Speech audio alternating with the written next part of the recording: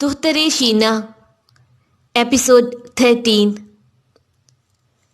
उस औरत को एहसास हो गया कि उसने अच्छे तरीके से बात नहीं की और मुझे बुरी तरह से डरा दिया है, तो उसने माजरत करना शुरू कर दी। मैं वाकई बहुत डर गई थी। मेरी जुबान मेरा साथ नहीं दे रही थी। मैंने पूछा, मेरी माँ को तो कुछ नहीं हुआ? बच्चों पर कोई मुसीबत तो नहीं आन पड़ी? खुदा न खास्ता मेरे शोहर? उस औरत ने मेरा हाथ पकड़कर कहा, नहीं हानू मोहम्मदी, ऐसा कुछ भी नहीं हुआ। आपके शोहर का फ़ोन था। उन्होंने कहा है कि इस हफ्ता वो मक्का मुकरमा की ज़ियारत से मुशर्रफ हो रहे हैं। वो चाह रहे हैं कि आप जल्दी वापस आ जाएं ताकि वो अपने इंतज़ामात कर सकें। औरत ने मेज़ पर पड़े जग से मेरे लिए पानी डाला। पानी पीकर मेरी हालत कुछ संभल गई। अगले रोज़ हम जहाज़ के ज़रिए तेहरान वापस आ गए। एयरपोर्ट पर बिल्कुल नई पेकान हमारी मुंतज़िर थी। इन दिनों पेकान बेहतरीन कारों में शुमार हुआ करती थी। हम पूरी इज्जत और एहतराम से कार में बैठे और हमदान आ गए। गली की नुक्कड़ पर पहुंचे तो देखा कि दरवाजे के आगे पानी और झाड़ू लगाकर सफाई कर दी गई है। समद दरवाजे पर खड़ा था। हदीजा और मासूमा भी उसके साथ थी। वो हमारे इस्तकबाल के लिए आगे बढ़ा, कार से बैग उतारे और बच्चों को उठा लिया। बालकोनी पर उसने कालीन बिछा दिया था और सहन को धो दिया था। क्यारी में पानी छिड़का दिया था और फूल काफ़ी खुशबू दे रहे थे। समवार को बालकोनी के कोने में रख दिया था। उसने हमारे लिए चाय डाली और मिठाई और फल ले आया। बच्चियां जो हमें देखकर बहुत खुश हो गई थी, मेरी गोद में आकर बैठ गई थी। समद मेरे और माँ के दरमियान बैठ गया और मेरे कान में कहने लगा, कहते हैं औरत एक मुसीबत है। खुदाया कोई घर भी इस मुसीबत से महफूज ना हो। तवक्का के बरखिलाफ इसके सारे इंतजामात जल्दी जल्दी मुकम्मल हो गए और वो मक्का की ज़ियारत से मुशर्रफ हुआ। रुस्ती के वक़्त मैं शिद्दत से रोते हुए उसे कह रही थी, बेइंसाफ, कम से कम इस जगह तो मुझे अपने साथ लेकर जाओ। उसने कहा, परेशान मत हो, तुम भी जाओगी। ऐसा लगता है इकट्ठे रहना हमारी किस्मत में नहीं है। उसके आने जाने का अरसा 40 दिन पर मुहित था। फिर वापस आकर दावतें लेने और देने का सिलसिला मुकम्मल होने तक 10 दिन मजीद गुजर गए। जैसे जैसे दिन गुजर रहे थे, उसकी बेकरारी बढ़ती जा रही थी। वो कहता था, मैं पागल हो रहा हूँ। 50 दिनों से अपने जवानों की कोई खबर नहीं ली। नहीं मालूम क्या हालात हैं, मुझे जल्दी जाना पड़ेगा। बिल आहर वो चला गया। मैं जानती थी कि मुझे इतनी जल्दी इसके आने का इंतज़ार नहीं करना चाहिए। वो हर 45 दिन के बाद आता और 1 या 2 दिन हमारे पास रहकर वापस चला जाता। गर्मियाँ गुजर गई, ख़ज़ां आ गई और वो भी गुजर गई। 1985 की सर्दियों के दिन थे। जब वो आखिरी बार छुट्टी पर आया तो मैंने उससे कहा, इस बार तुम्हें ठहरना होगा क्योंकि तुमने खुद कहा था कि ये अब हमारा आखिरी बच्चा है। उसने वादा कर लिया, लेकिन मेरे हमल के आखिरी दिनों तक वो ना आया। बच्चों को रात का खाना खिलाया तो वो बेचारे सो गए, लेकिन नहीं मालूम मुझे नींद क्यों नहीं आ रही थी। मैं अपनी पड़ोसन हानुम दुराबी के यहाँ चली गई। हमारी आपस में काफ़ी दोस्ती हो गई थी क्योंकि उसका शोहर भी महाज पर ही होता था। हम आसानी से एक दूसरे के घर आ जाया जा करती थी। अक्सर रात के वक़्त या वो हमारे घर आ जाती या मैं उसके घर चली जाती। इत्तेफाक से इस रात उसके यहाँ मेहमान आए हुए थे और उसकी नंद उसके पास थी। अचानक हानुम दुराबी ने मुझसे कहा, मेरा ख्याल है कि आज रात को तुम्हारे यहाँ बच्चे की वलादत हो जाएगी। तुम्हारी हालत तो ठीक है ना? मैंने कहा, अच्छी है, कुछ नहीं हुआ। उसने कहा, अगर चाहो तो इकट्ठे अस्पताल चले जाएं। मैंने हंसकर कहा, नहीं, इस वक्त जब तक समझ नहीं आ जाता बच्चा दुनिया में नहीं आएगा। रात के 12 बज चुके थे। जब मैं घर वापस आई, मैंने अपने आप से कहा, कहीं ऐसा तो नहीं कि हानुम दुराबी सच कह रही हूँ और आज ही बच्चे की वलादत हो जाए। यही वजह थी कि मैंने उसी रात घर की साफ सफाई की, बच्चों के कपड़े और सामान तैयार करके रख दिया। उसके बाद सोने के लिए लेट गई, लेकिन नींद नहीं आ रही थी। थोड़ी सी करवटें बदली तो दरवाजे की आवाज़ आई। मैं खुश हो गई। अपने आप से कहा, हतमन समद होगा। लेकिन समद के पास तो चाबी थी। मैं गई اور دروازہ کھولا۔ خانم دورابی تھی۔ اس نے کہا، میں نے ایمبولینس کے لیے سائرن کی آواز سنی تو سوچا شاید تمہیں درد شروع ہو گیا ہو اور ایمبولینس تمہارے لیے آئی ہے۔ میں نے کہا، نہیں، ابھی تک تو کچھ بھی نہیں ہوا۔ خانم دورابی نے کہا، میرے دل کو دھڑکا لگا ہوا ہے، میں آج رات تمہارے پاس ہی ٹھہر جاتی ہوں۔ ابھی آدھا گھنٹہ نہ گزرا تھا کہ مجھے درد محسوس ہونا شروع ہو گیا۔ 1 گھنٹے بعد میری حالت اتنی خراب ہو گئی کہ خانم دورابی جلدی سے گئی، اپنی نند کو جگا کے ساتھ لے آئیں اور بچوں کے پاس چھوڑ دیا۔ گاڑی منگوائی اور مجھے ہسپتال لے گئی۔ میرا معائنہ کرتے وقت مجھے ڈلیوری روم میں بھیج دیا گیا۔ 1-2 گھنٹے بعد بچے کی ولادت ہو گئی۔ اگلی صبح میری ہمسائی عورتیں ہسپتال آئیں اور مجھے گھر لے گئیں۔ ایک کمرے کو صاف کر رہی تھی، ایک بچے کے ساتھ مصروف تھی، ایک کھانا پکا رہی تھی اور کچھ میری دیکھ بھال کر رہی تھی۔ خانم دورابی نے کسی کو میرے بابا اور شینا کی طرف بھیج دیا۔ دوپہر کے وقت بابا اکیلے ہی آئے۔ جب مجھے بستر پر دیکھا تو بے چین ہو گئے۔ ترکی میں کہنے لگے، بابا کی پیاری بیٹی، کیوں اس طرح پردیس میں پڑی ہو؟ بابا کی جان، تم تو اتنی بےکس اور تنہا نہ تھی۔ اس کے بعد میرے پاس بیٹھ گئے اور میری ٹھنڈی پیشانی چوم کر بولے، تم نے بچے کی ولادت کا کیوں نہیں بتایا؟ ہمیں تو اطلاع ملی ہے کہ تم مریض ہو۔ شینا کی حالت بھی اچھی نہ تھی، وہ نہیں آ سکی۔ اسی رات بابا سمد کے بھائیوں کی طرف چلے گئے۔ شمس اللہ اپنی بیوی کے ساتھ ہمدان میں ہی رہتے تھے۔ بابا اس کی بیوی کو میرے پاس لے آئے۔ اس کے بعد کسی کو شینا کی طرف بھیج دیا اور خود باہر سے چیزیں خرید کر لانے اور دوسرے کام نپٹانے لگے۔ 1 ہفتہ گزر گیا تھا۔ شینا کی حالت ٹھیک نہ تھی، وہ میری مدد نہیں کر سکتی تھی۔ وہ میرے سرہانے بیٹھی رہتی اور اپنے آپ کو کوستی رہتی کہ وہ کیوں نہ آ سکی اور مدد نہ کر سکی۔ بابا نے یہ صورتحال دیکھی تو شینا کو کائش بھیج دیا۔ میری بہنیں بھی پہلے 2 دن تک میرے پاس رہیں، پھر اپنے گھروں کو چلی گئی۔ فقط شمس اللہ کی بیوی میرے پاس ٹھہری تھی کہ ایک ہمسائی نے آ کر بتایا، آپ کے شوہر کا فون ہے، انہیں آپ سے کچھ کام ہے۔ شمس اللہ کی بیوی معصومہ نے میری مدد کی، مجھے گرم کپڑے پہنائے اور چادر اوڑھی اور میرا ہاتھ پکڑ کر ہمسایوں کے گھر لے گئی۔ فون کا ریسیور اٹھایا تو میری سانسیں بے ترتیب ہونے لگی۔ سمت دوسری طرف سے کہہ رہا تھا، قدم جا، یہ تم ہو؟ میں نے کہا، سلام۔ پہلے تو عموماً وہ میری آواز سنتے ہی احوال پرسی شروع کر دیتا تھا اور جاننا چاہتا تھا کہ ولادت ہو گئی یا نہیں، لیکن اب کہ ایسا لگتا تھا کہ اس کے پاس کوئی ہے جس کی وجہ سے اسے پوچھتے ہوئے شرم آ رہی تھی۔ اسی وجہ سے وہ بار بار پوچھے جا رہا تھا، تم اچھی ہو؟ تمہاری طبیعت ٹھیک ہے نا؟ میں اس سے اتنا زیادہ شرما رہی تھی کیونکہ ہمسائی عورتیں اور معصومہ میرے پاس بیٹھی تھی۔ مجھے بتاتے ہوئے شرم آ رہی تھی کہ ہاں، بچے کی ولادت ہو گئی۔ میں کہہ رہی تھی، میری طبیعت ٹھیک ہے، تم کیسے ہو؟ اچھے ہو؟ سلامت ہو؟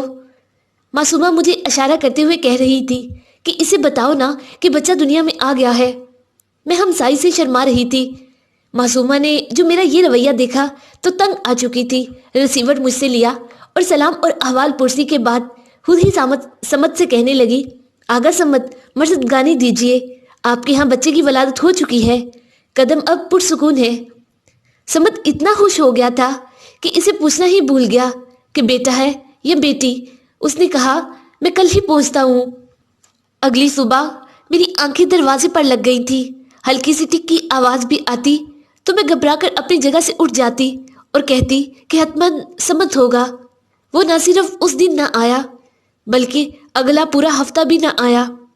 2 ہفتے گزر گئے مگر سمت کی کوئی خبر نہ تھی۔ سارے چلے گئے تھے اور میں تنہا رہ گئی تھی 5 بچوں کے ساتھ۔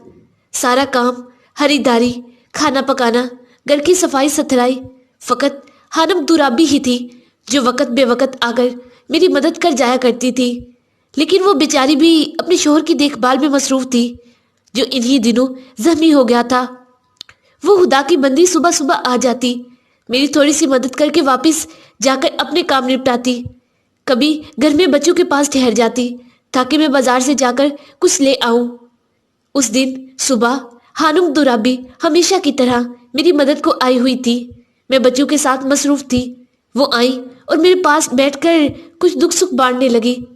اس کا شوہر شدید زخمی ہو گیا تھا، اوپر سے اس کے ہاں مہمانوں کا آنا جانا بھی بہت تھا۔ وہ بالکل اکیلی تھی اور تھکاوٹ سے چور ہو جاتی تھی۔ ہم باتوں میں مصروف تھی کہ اچانک دروازہ کھلا اور میرا بھائی کمرے میں داخل ہوا۔ میں اور خانم درابی ڈر کے مارے اچھل پڑی۔ میرے بھائی نے دیکھا کہ گھر میں ایک اجنبی عورت بھی ہے تو وہ دروازہ بند کر کے باہر چلا گیا۔ میں اٹھی اور دروازے پر گئی۔ سمت اور میرا بھائی سیڑھیوں کے نیچے کھڑے تھے۔ خانم درابی نے ہمارے سلام اور احوال پرسی کی آواز سنی تو کمرے سے باہر نکل کر اپنے گھر چلی گئی۔ میرا بھائی ہنستے ہوئے کہہ رہا تھا، یار ہمیں دیکھو، ہم تو سوچ رہے تھے کہ یہ بہت پریشان ہو رہی ہوں گی۔ یار یہ تو بہت ہوش ہے، آدھے گھنٹے سے ہم دروازے پر ہیں، یہ لوگ باتوں میں اتنی مصروف ہیں کہ انہیں تو دستک کی آواز بھی نہیں سنی۔ سمت نے کہا، یہ سچ کہہ رہا ہے، نہیں معلوم چابی دروازے میں لگ کیوں نہیں رہی تھی۔ ہم نے کافی دروازہ کھٹکھٹایا لیکن بالآخر دروازہ کھول ہی لیا۔ جیسے ہی وہ لوگ کمرے میں داخل ہوئے تو سمت بچے کے پنگوڑے کی طرف چلا گیا اور اسے اٹھا کر کہنے لگا، سلام بیٹا ہو یا بیٹی، میں تمہارا باپ ہوں، مجھے پہچانتے ہو؟ تمہارا باپ جسے بد تہذیب کہتے ہیں میں ہی ہوں۔ پھر میری طرف دیکھا اور آنکھ مار کر کہنے لگا، قدم جا، مجھے معاف کرنا، ہمیشہ کی طرح وعدہ خلاف، بد تہذیب اور جو کچھ تم کہو۔ میں فقط ہنس دی۔ اب اپنے بھائی کے سامنے اسے کچھ بھی نہیں کہہ سکتی تھی۔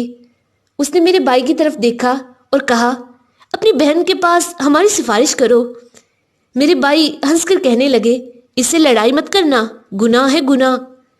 بچوں نے جیسے ہی سمت کو دیکھا تو ہمیشہ کی طرح اس کے ارد گرد ہو گئے۔ وہ بچوں کو پیار کر رہا تھا اور ان کے سروں پر ہاتھ پھیر رہا تھا۔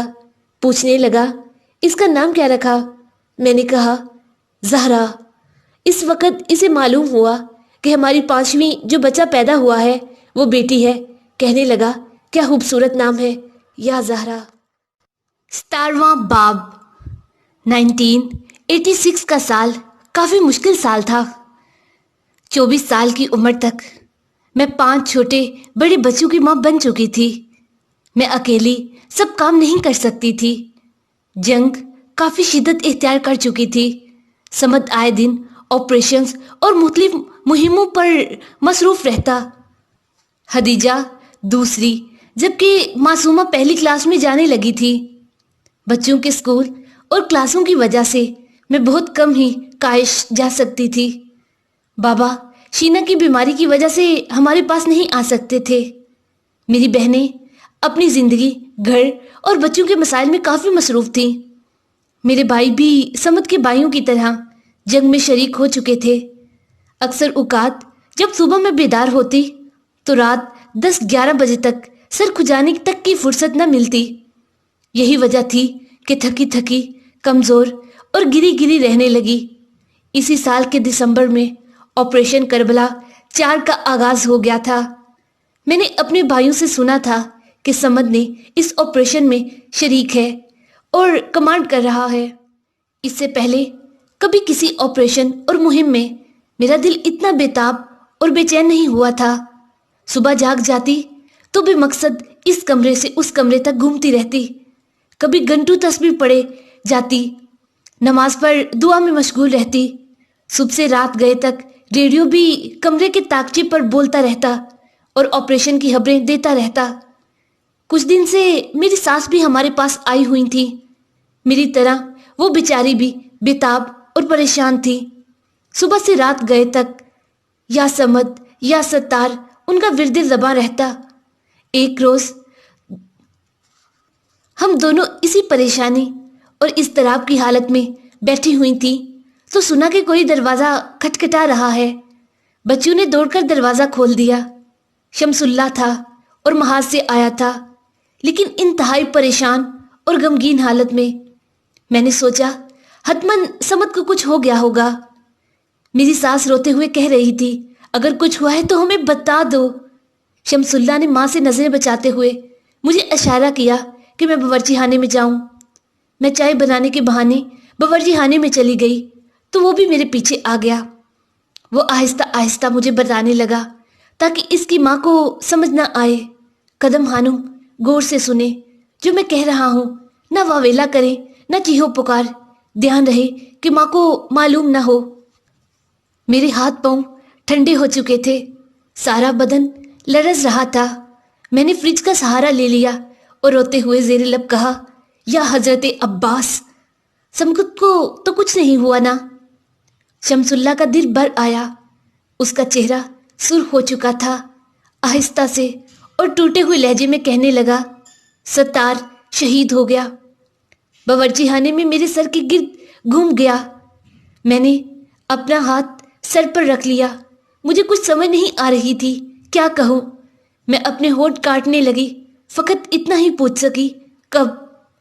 शमसुल्लाह ने अपने आंसू पूंछते हुए कहा, आपको खुदा का वास्ता माँ को मालूम ना होने पाए। इसके बाद कहा, कुछ दिन हुए हैं, जैसा भी हो हमें माँ को काश ले जाना होगा। इसके बाद वो बावर्ची खाने से बाहर चला गया। मुझे कुछ सुझाई न दे रहा था। चाय बनाने के बहाने जब तक हो सका था बावर्ची खाने में ठहरी रही और रोती रही। लाख जतन के बावजूद अपने आंसू न रोक सकती थी। शमसुल्लाह ने हाल से मुझे आवाज़ दी। बर्तन धोने वाली टूटी के नीचे से मैंने अपना मुंह धोया और चादर से इसे खुश्क किया। प्यालियों में चाय डालकर हाल में आ गई। शमसुल्लाह मेरी सास के पास बैठा टीवी पर नजर गाड़े हुए था। मुझे देखते ही कहने लगा, मैं काश जाना चाहता हूँ, अपने कुछ दोस्तों से मिलना था, आप लोग साथ चलेंगे?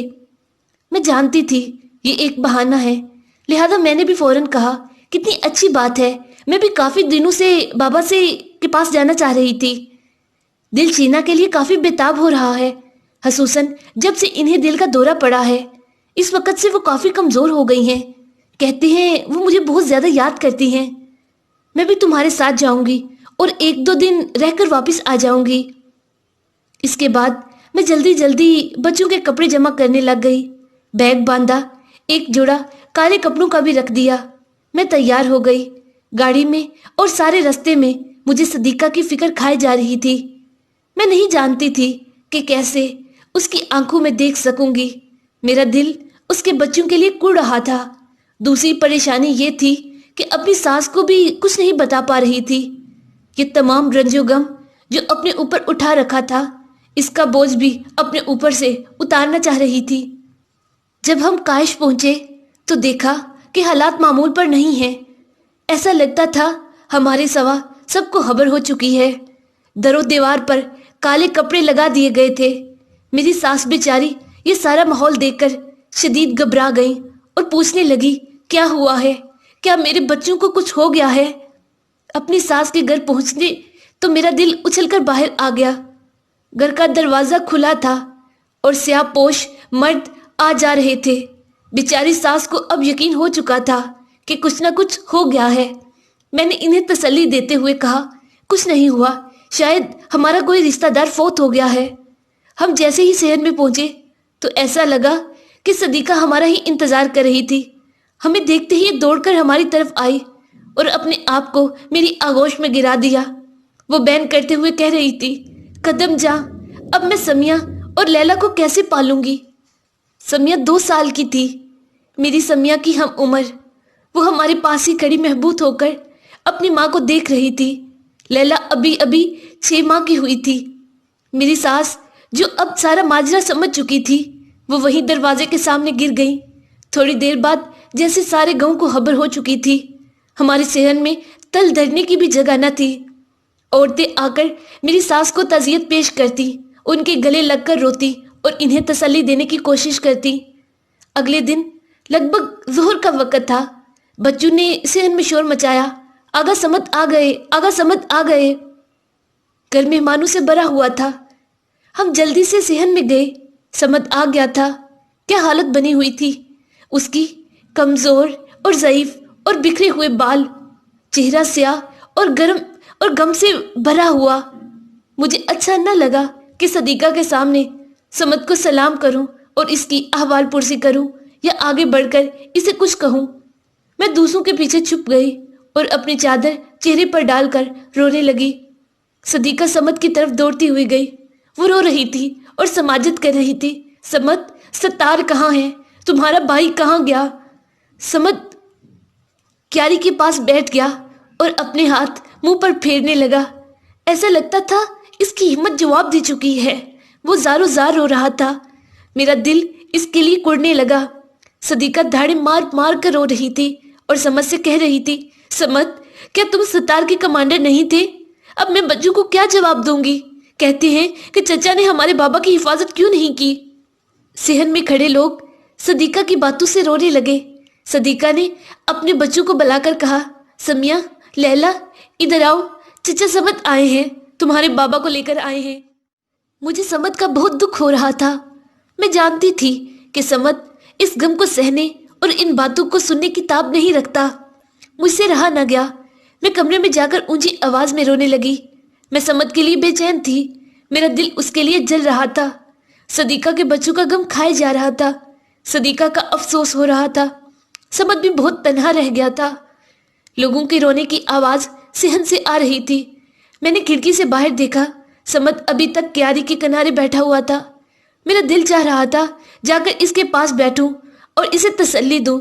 میں جانتی تھی کہ اس وقت سمد پہلے کی نسبت زیادہ تنہا ہے۔ کسی کو سمد کی فکر کیوں نہیں ہو رہی تھی؟ میں ایک جگہ کھڑی نہیں رہ سکتی تھی۔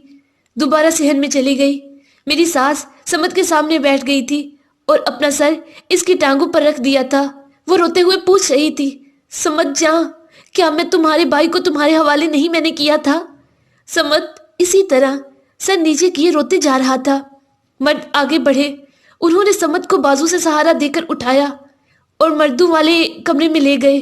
میں آگے بڑھ کر اپنی نند، ساس اور صدیقہ کو کمرے میں لے جانے کے لیے مدد کرنے لگی۔ وہاں ہونے والی باتوں سے مجھے معلوم ہوا کہ ستار کی لاش دشمن کے علاقہ میں رہ گئی ہے۔ سمد وہاں سے لاش لا سکتا تھا مگر نہ لایا تھا۔ یہی وجہ تھی کہ میری ساس کافی پریشان تھی اور مسلسل روتے ہوئے کہہ رہی تھی، سمد، تم میرے بچے کو کیوں نہیں لے کر آئے؟ رات کے آخری پہر جب گھر میں تھوڑی حلوت ہو گئی تو سمد ہمارے پاس زنانہ کمرے میں آ گیا اور اپنی ماں کے پاس بیٹھ کر ان کا ہاتھ اپنے ہاتھ میں لے کر چومنے لگا۔ ماں، مجھے معاف کرنا، میں ستار کا جسد لا سکتا تھا مگر نہیں لے کر آیا، کیونکہ ستار کے علاوہ میرے دوسرے بھائیوں کے جسد بھی دشمن کی سرزمین میں پڑے رہ گئے تھے۔ وہ بھی اپنی ماؤں کے بیٹے تھے، ان کی بھی بہنیں اور بھائی تھے۔ اگر میں ستار کو لے آتا تو کل روز قیامت میں ان شہداء کی ماؤں کو کیا جواب دیتا؟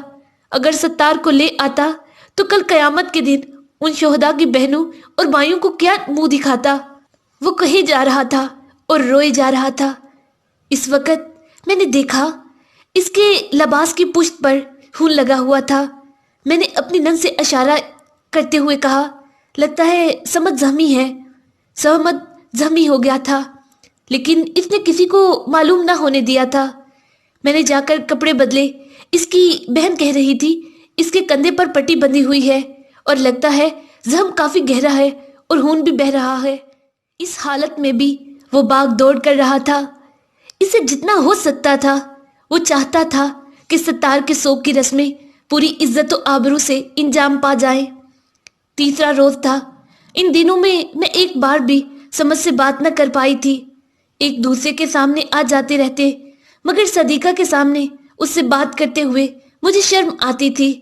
کوشش کرتی رہتی کہ صدیقہ کے سامنے سمد کے آگے پیچھے نہ ہوں تاکہ صدیقہ اور اس کے بچوں کی دل شکنی نہ ہو۔ میں نے اپنے بچوں کو بھی اپنی بہنوں کے حوالے کر دیا تھا اور وہ انہیں اپنے گھروں میں لے گئی تھی۔ میں ڈرتی تھی کہ ایک بار بھی سمد نے بچوں کو گلے لگایا اور ان سے پیار کیا تو صدیقہ کے بچے دیکھ کر غمگین ہو جائیں گے۔ تیسرے روز دوپہر کا وقت تھا۔ میری نند کی بیٹی نے آ کر کہا، ماموں، سمد کو آپ سے کچھ کام ہے۔ ایسا لگ رہا تھا جیسے میں پہلی بار اسے دیکھنے جا رہی ہوں۔ میری سانسیں بے ترتیب ہو چکی تھی، دل دھک دھک کر رہا تھا۔ محسوس ہوتا تھا کہ ابھی دل اچھل کر سینے سے باہر آ جائے گا۔ وہ صحن میں کھڑا تھا۔ اس نے سلام کیا۔ میں نے اپنا سر نیچے جھکا لیا۔ اس نے میرا حال پوچھا، کیسی ہو؟ بچے کہاں ہیں؟ میں نے کہا، ٹھیک ہوں، بچے میری بہن کے گھر ہیں، تم کیسے ہو؟ اس نے سر کو اوپر کی طرف اٹھا کر کہا، خدا کا شکر ہے۔ میں نے اور کچھ نہ کہا۔ نہیں معلوم مجھے کیوں شرم آ رہی تھی اور ایک طرح کا گناہ کا احساس ہو رہا تھا۔ میں اپنے آپ سے کہہ رہی تھی، ستار شہید ہو چکا ہے اور صدیقہ سوگوار ہے۔ ایسی حالت میں कैसे मेरा दिल चाहेगा कि मैं अपने शोहर के पास खड़ी रहूं और इन सब लोगों के सामने इससे बातें करूं। समद ने भी कुछ न कहा। वो मर्दाना कमरे की तरफ जा रहा था कि पलटकर कहने लगा, रात के खाने के बाद इकट्ठे चलेंगे बच्चों से मिलने। मेरा दिल उनके लिए बहुत बेचैन हो रहा है। रात के खाने के बाद उसने मुझे इसी अंदाज में आवाज दी कि सदीका मतवज्जा न होने पाए। मैं तैयार होकर सहन में आ गई और सबकी नजरों से बचकर बाहर की तरफ दौड़ गई। गली में वो मेरे पीछे आया और कहा, दौड़ क्यों रही हो? मैंने कहा, मैं नहीं चाहती कि सदीका मुझे तुम्हारे साथ देख ले, बेचारी गमगीन हो जाएगी। उसने आह भरी और जेरे लब कहा, हाय सत्तार सत्तार, खुदा की कसम तूने मेरी कमर तोड़ दी। मेरा दिल भर आया। फिर भी मैंने कहा, मगर तुम खुद ही तो कहते हो कि शहादत लयाकत मांगती है। सत्तार को तो अपने नेक अमाल का सिला मिल गया। बहुत खुशकिस्मत निकला वो। समद ने सर हिलाते हुए कहा, तुम सच कहती हो। मैं ज़ाहिरन रो रहा हूँ मगर मेरा दिल मुतमईन है। मैं सोचता हूँ कि सत्तार एक अच्छी और आरामदाह जगह पर है। मुझे अपना गम बनाना चाहिए। मैं अंदर से सुलग रही थी। सदीका के बच्चों के लिए दिल तड़प रहा था, लेकिन मैं चाहती थी कि समद के गम को थोड़ा कम करूं। मैंने कहा, वो बहुत खुशकिस्मत है, काश वो हमारी शफात भी करे। जैसा ही हम मेरी बहन के घर पहुंचे तो बच्चे समद को देख रहे थे। इसके इर्द गिर्द हो गए। महदी इसकी गोद में घुस गया और नीचे आने का नाम ही नहीं ले रहा था। समिया भी समद से लिपट रही थी। खदीजा और मासूमा भी समद के सर और हाथों को चूम रही थी। मैं बच्चों और समद को देख रही थी और आंसू बहा रही थी। समद ने मुझे देखा तो जैसे उसने मेरी सोच पढ़ ली हो। कहने लगा, काश सत्तार की बेटी समिया को भी ले आती, बेचारी बहुत उदास हो रही होगी। मैंने कहा, हाँ माशाल्लाह हर चीज़ को अच्छी तरह समझती है। मेरा दिल लैला की निस्बत इसके लिए ज़्यादा परेशान हो रहा है। लैला अभी बच्ची है। मेरा नहीं ख्याल कि वो अभी अपने बाबा को अच्छी तरह पहचानती होगी। समद ने बच्चों को छोड़ा और खड़ा होकर कहने लगा, समिया को थोड़े दिनों के लिए हमदान ले जाओ, शायद इस तरह इसका गम कुछ हल्का हो जाए। अगले रोज हम हमदान चले गए। समद कह रहा था कि कुछ दिन तक उसे छावनी में काम है। मैंने भी अपनी तन्हाई से बचने के लिए बच्चों को तैयार किया। सत्तार की बेटी समिया को भी हम अपने साथ ले गए। रास्ते में बच्चों ने शोर करके गाड़ी को सर पर उठा रखा था। वो खेल रहे थे और हंस रहे थे। सत्तार की बेटी समिया भी बच्चों के साथ खेलने में मसरूफ हो चुकी थी। मैंने कहा, हमने कितना अच्छा किया इस बच्ची को अपने साथ ले आए। उसने हमदर्दी से समिया की तरफ देखा और कुछ ना कहा। मैंने पूछा, तुमने देखा था ना कि वो कैसे शहीद हुआ? इसकी आंखें सुर्ख हो गई। स्टीयरिंग को पकड़े और रास्ते की तरफ देखते हुए उसने कहा, मेरे सामने ही शहीद हुआ है, बिल्कुल मेरी आंखों के सामने। मैं इसे पीछे ला सकता था। मैं इसकी बेकरारी दूर करना चाहती थी। इसके कंधों पर हाथ रखते हुए कहा, तुम्हारा जख्म अब कैसा है? बेहतर हो गया है? इसने लापरवाही से कहा, यह तो पहले ही कुछ खास नहीं था। मैंने जोर से इसकी पट्टी पर दुबाया। दर्द से उसकी चीख निकल गई। मैंने हंसकर कहा, वाकईन ये तो कुछ खास नहीं है। उसकी भी हंसी निकल गई। कहने लगा, ये भी एक यादगार है। हाय करबला 4। मैंने कहा, तुम्हारी बहन बता रही थी कि तुम एक हफ्ता तक जली हुई कश्ती में पड़े रहे। उसने ताज्जुब से मेरी तरफ देखते हुए कहा, एक हफ्ता नहीं यार, बहुत कम, 2-3 दिन रात। उसने कहा। उसके बाद मैंने कहा, मुझे सुनाओ।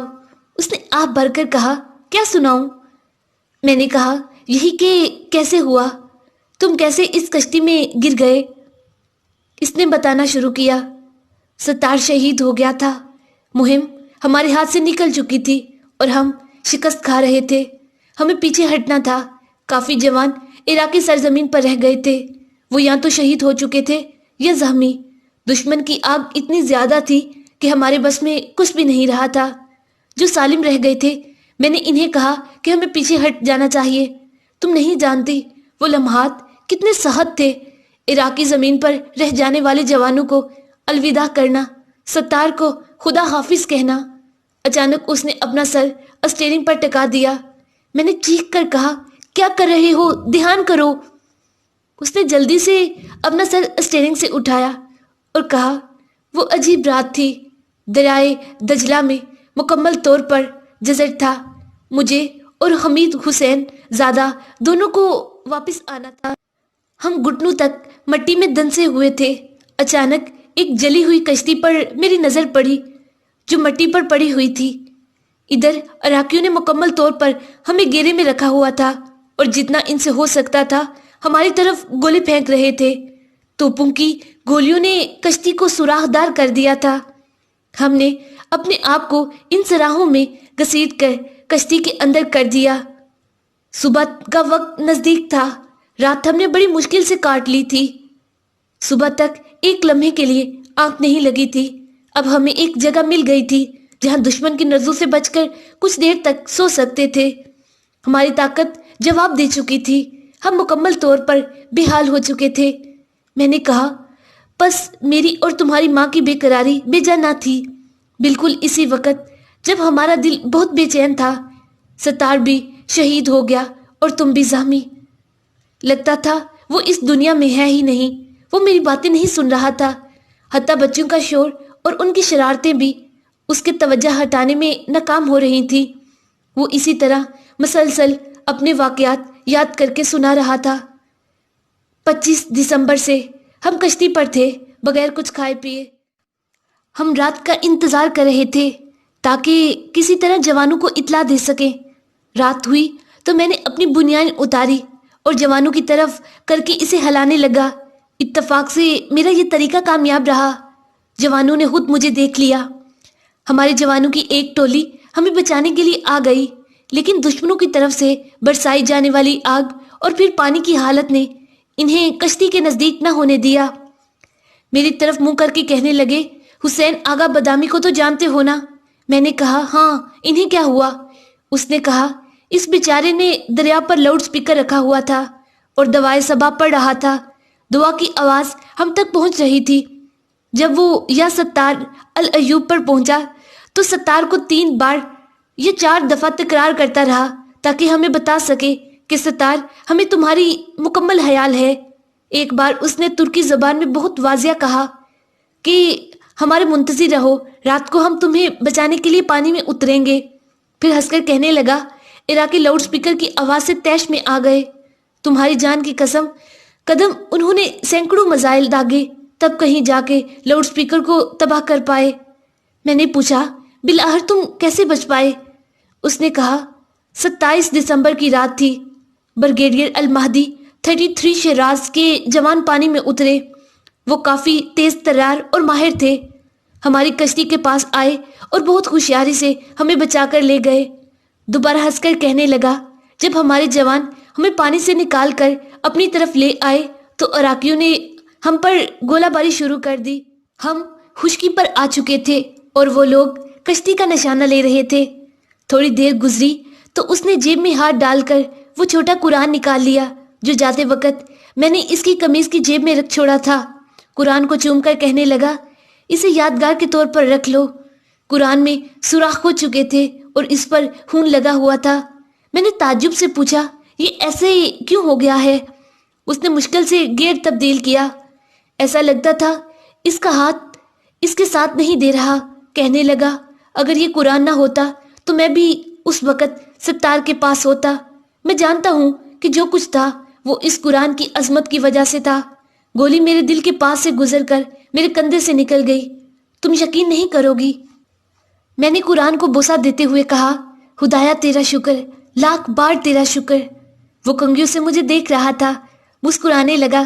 اس کے بعد وہ خاموش ہو گیا اور کچھ بھی نہ کہا، لیکن میں مسلسل قرآن کو بوسے دیے جا رہی تھی اور خدا کا شکر ادا کیے جا رہی تھی۔